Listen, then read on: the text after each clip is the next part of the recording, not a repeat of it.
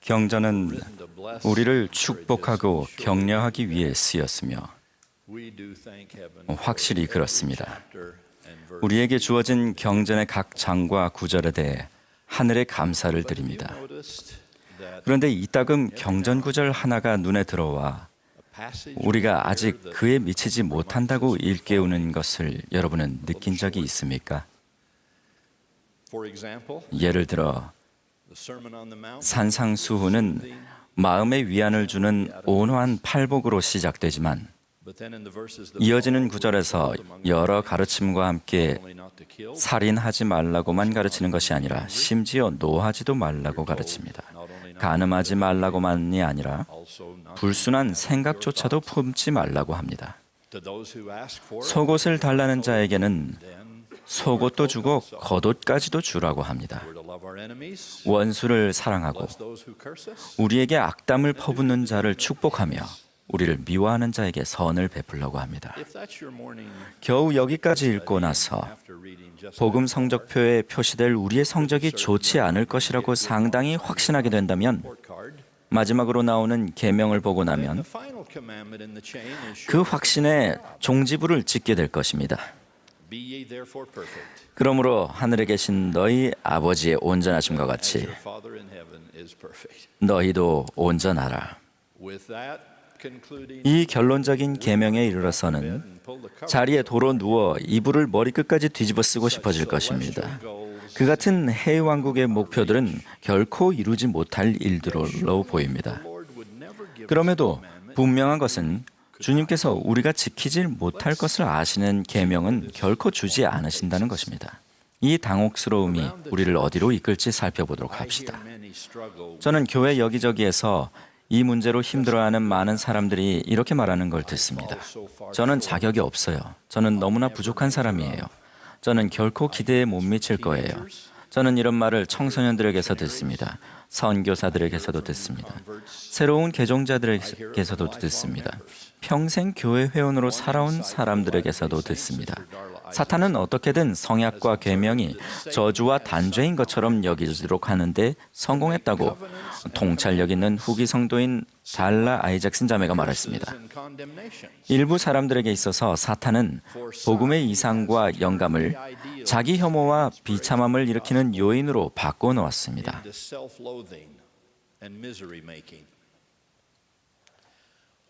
제가 지금 드리는 말씀은 하나님께서 우리에게 주신 어떠한 계명도 거부하거나 약화시키려는 것이 결코 아닙니다.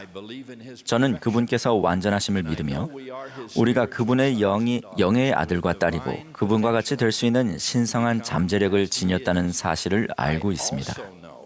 저는 또한 하나님의 자녀로서 우리가 자신을 비하하고 비방해서는 안 된다는 것을 알고 있습니다. 마치 우리 자신을 두들겨 패면 우리가 하나님께서 바라시는 그런 사람이 어떻게든 될 수 있기나 한 것처럼 말입니다. 그래서는 안 됩니다. 저는 우리가 기꺼이 회개하려는 마음과 의롭고자 하는 소망을 가슴에 품고서 궤양이나 폭식증을 일으키지 않는 우울증에 빠지거나 자존감을 무너뜨리지 않는 방식으로 개인적인 발전을 추구할 수 있기를 바랍니다. 그렇게 하는 것은 주님께서 초등의 아이들에게서 또는 정직하게 주 예수를 닮으려고를 노래하는 그 누구에게서도 바라시는 것이 아닙니다. 이 문제를 전체 맥락에서 이해할 수 있도록 우리 모두가 타락한 세상에 살고 있으며 현재로는 우리가 타락한 백성임을 상기시켜드리고 싶습니다. 우리는 해의 왕국이 아니라 별의 왕국에 있습니다. 러셀 M. 넬슨 회장님이 가르치셨듯이 이 필멸의 삶에서 완전함은 아직 대기 중인 상태입니다. 따라서 저는 예수께서 우리의 결점에 대해 언어의 망치로 때리기 위해 이 주제에 관한 설교를 하셨다고 생각하지는 않습니다. 오히려 저는 예수께서 영원하신 아버지 하나님은 누구시고 어떤 분이며 영원한 시간 속에서 우리가 그분과 함께 무엇을 이룰 수 있는지에 대한 찬미로 그 가르침을 주셨다고 생각합니다. 어쨌든 저는 제 불완전함에도 불구하고 적어도 하나님께서 완전하심을 예컨대 적어도 하나님께서 그분의 원수들을 사랑하실 수 있음을 알기에 감사함을 느낍니다. 왜냐하면 여러분과 저는 너무나도 자주 우리 안에 있는 육에 속한 사람으로 말미암아 바로 그 원수가 되기 때문입니다. 적어도 하나님께서는 당신을 악의적으로 이용하는 사람들을 축복하실 수 있다는 것이 얼마나 감사한지 모릅니다. 왜냐하면 우리 모두는 원하거나 의도하지 않더라도 이따금 그분을 악의적으로 이용하기 때문입니다. 저는 하나님께서 자비로우시며 화평하게 하시는 분이시기에 감사합니다. 왜냐하면 제게 자비가 필요하며 세상에 화평이 필요하기 때문입니다. 물론 우리가 하나님 아버지의 미덕에 관해 말하는 모든 것은 지상 생활을 하시고 돌아가시어 하나님 아버지와 똑같은 완전함에 이르신 독생자에 관해서도 해당합니다. 우리의 부족함보다는 하나님 아버지와 아들의 성취에 초점을 맞춘다고 해서 흐트러진 삶을 살거나 우리 표준을 낮추는 행위가 정당화되는 것은 결코 아니라는 것을 우선 말씀드리고 싶습니다. 그럴 수 없습니다. 태초부터 복음은 성도를 온전하게 하여 온전한 사람을 이루어 그리스도의 장성한 분량이 충만한 데까지 이르게 하기 위한 것이었습니다. 저는 다만 경전이나 계명이 지닌 하나의 목적이 그리스도의 장성한 분량이 충만한 데 이르는 것이 진정 얼마나 훌륭한 것인지를 우리에게 상기시켜서 우리 안에 그분을 향한 더 큰 사랑과 찬양, 그리고 그분처럼 되고자 하는 더 큰 소망을 불러일으키려는 것임을 말씀드립니다. 모로나이는 이렇게 간청합니다. 그리스도에게로 나아와 그의 안에서 온전하게 되라. 너희의 능력과 생각과 힘을 다하여 하나님을 사랑할 것 같으면 그러면 그의 은혜로 너희가 그리스도 안에서 온전하게 될지라. 진정한 온전함에 이르는 우리의 유일한 소망은 하늘로부터 은사로 받을 때 이루어집니다. 그러므로 그리스도의 은혜는 우리를 슬픔과 죄와 사망에서 구원해 줄 뿐만 아니라 끊임없는 자기 비판으로부터도 구원해 줍니다.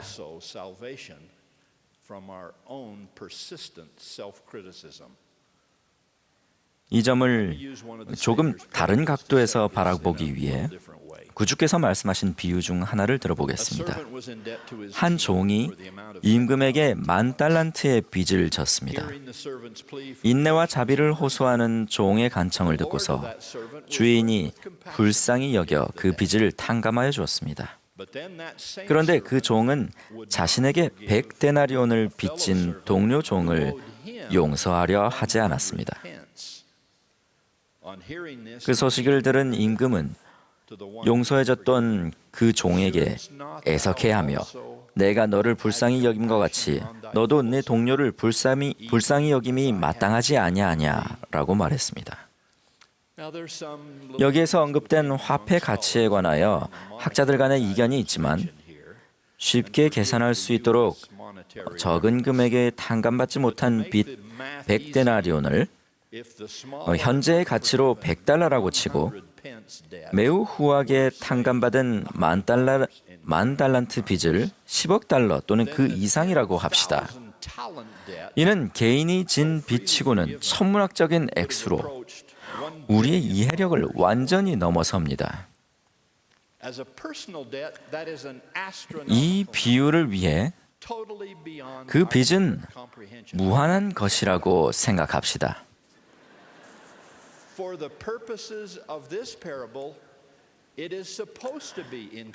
그 빚은 우리의 갚을 능력을 넘어서는 것은 말할 것도 없고 우리의 이해력을 넘어서는 것이라고 생각합시다. 이렇게 하는 이유는 이 이야기가 단지 신약전서에 나오는 두 종 사이에서 벌어진 다툼에 관한 이야기가 아니기 때문입니다. 이 이야기는 타락한 인간 가족, 즉 모든 필멸의 채무자요, 범법자요, 죄인인 바로 우리에 관한 이야기입니다. 우리 개개인은 채무자이며 우리 모두에게 내려진 판결은 투옥이었습니다. 우리 임금의 은혜가 아니라면 우리는 모두 그 옥에 계속 갇혀 있게 됩니다. 하지만 그분께서는 우리를 사랑하고 우리를 향한 연민의 정으로 애가 끌어 우리를 풀어주십니다. 예수께서는 여기에서 헤아릴 수 없는 액수를 사용하시는데 그분의 속죄는 무한한 대가를 치르고 주어지는 헤아릴 수 없는 은사이기 때문입니다. 제가 보기에 적어도 바로 그 점이 예수께서 온전하라고 명하신 의미의 한 부분이 아닐까 생각합니다. 우리는 아직 하나님 아버지와 아들께서 성취하신 10,000달란트의 온전함을 발휘할 수는 없겠지만 그분들께서 우리에게 조그마한 일에서 좀 더 하나님처럼 되라고 하시는 것은 다시 말해 적어도 100데나리온의 온전함으로 말하고 행동하고 사랑하고 용서하고 회개하고 향상하라고 하시는 것은 무리한 요구가 아닐 뿐더러 분명 우리에게 그렇게 할 능력이 있습니다.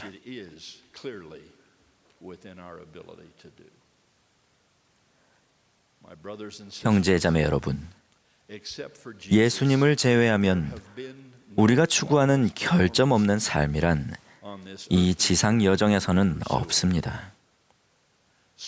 따라서 이 필멸의 삶을 사는 동안에는 행동과학자들이 말하는 치명적 완벽주의에 집착하지 말고 꾸준한 향상을 위해 노력합시다. 우리는 자신에게서, 타인에게서, 그리고 교회에서 봉사하도록 부름받은 사람들에게서 무결점의 삶을 기대해서는 안 됩니다. 후기 성도들에게 있어서 부름받은 사람이란 우리는 모두 어딘가에서 봉사하도록 부름받기 때문에 모든 사람을 의미합니다. 그 점과 관련하여 레프 톨스토이는 한 성직자에 관한 이야기를 썼습니다.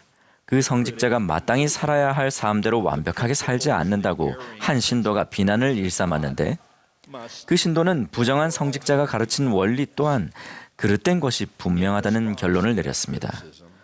그런 비난에 대해 그 성직자는 이렇게 말합니다. 지금의 내 삶을 보고 과거의 내 삶과 비교해 보시오. 그러면 내가 전하는 진리대로 살고자 애쓰고 있음을 알게 될 것이오. 자신이 가르친 높은 이상에 부합하는 삶을 살 수 없었던 그 성직자는 자신이 실패했음을 인정합니다. 그러나 그는 이렇게 외칩니다. 원한다면 나를 비난하시오. 나 스스로도 그렇게 하고 있어. 그러나 내가 따르는 길을 비난하진 마시오. 내가 집으로 가는 길을 알지만 술에 취해서 그 길을 따라 걷고 있다면 내가 이리저리로 비틀거리며 간다고 해서 그 길이 잘못된 길이 될까요?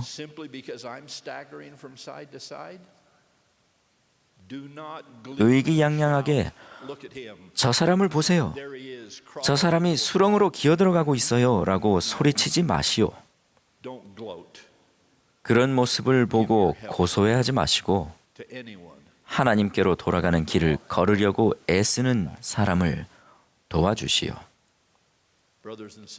형제자매 여러분, 우리는 모두 그리스도와 같은 삶을 열망하는데 실제 삶에서 해내고 있는 것보다 더 많이 그렇게 살기를 갈망합니다. 우리가 그 점을 솔직하게 인정하고 더 나아지려고 한다면, 노력한다면 우리는 위선자가 아닙니다. 우리는 인간입니다.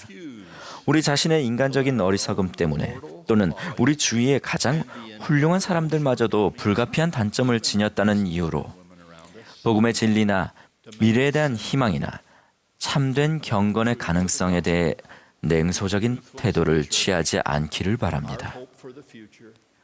우리가 굴하지 않고 꾸준히 노력한다면 영원한 시간 어딘가에서 우리의 정화 과정은 끝나고 완성될 것입니다. 이것이 바로 신약전서에서 의미하는 온전함입니다. 저는 그 원대한 운명이 주 예수 그리스도의 속죄로 우리에게 가능하게 되었음을 간증드립니다. 주님 자신도 계속해서 은혜에 은혜를 더하여 불멸에 이르시고 해의 영광을 온전히 충만하게 받으셨습니다.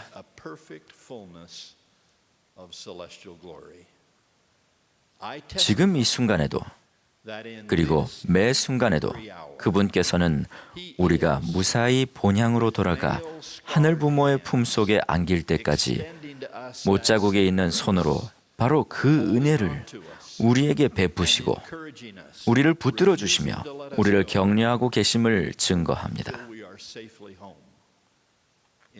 그 완전한 순간을 향해 저는 아무리 어설프더라도 계속해서 앞으로 나아가고자 노력합니다. 또한 그 완전한 은사에 대해 제 자신이 아무리 부족하더라도 계속해서 감사를 드립니다. 결코 어설프거나 부족하지 않으셨으나 우리 모두를 사랑하시는 완전함 그 자체이신 우리 주 예수 그리스도의 이름으로 간증드립니다. 아멘.